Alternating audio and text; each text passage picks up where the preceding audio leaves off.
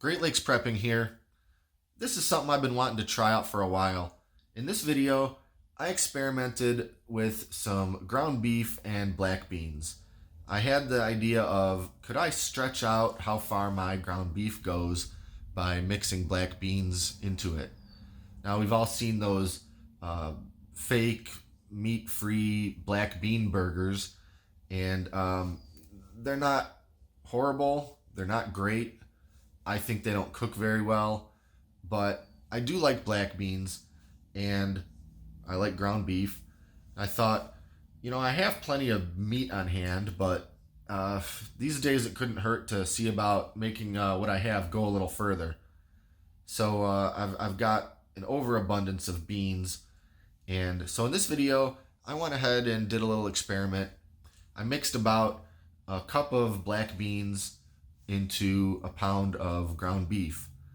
I'm not really gonna voice over the progress of the video. I think it'll be mostly self-explanatory. I soaked the beans. Actually, I simmered the beans for quite some time to soften them up. So I bought them dried, of course. They simmered for probably a good 2 to 3 hours before they were good and soft. And then I mashed them all up, mixed them very thoroughly in with the ground beef, and then added a good sprinkling of hamburger seasoning. And then I fried it up.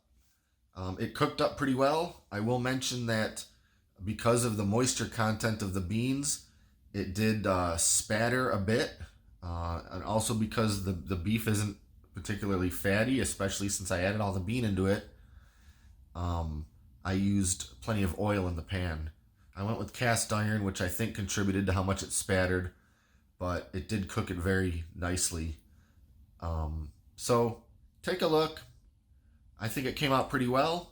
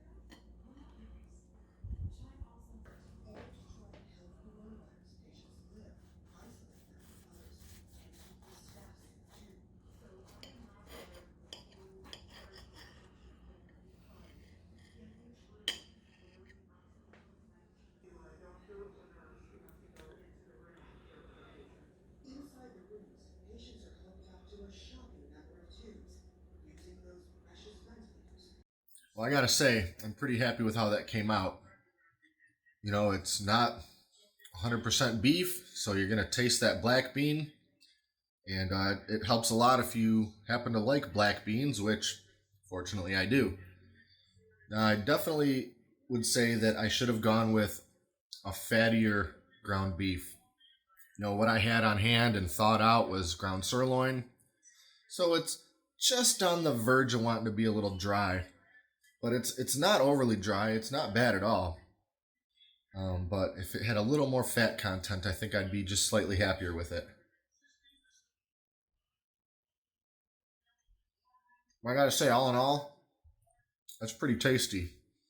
And I don't know if I quite doubled uh, the amount of food I had to work with by mixing those beans in, but I definitely increased it by half or more.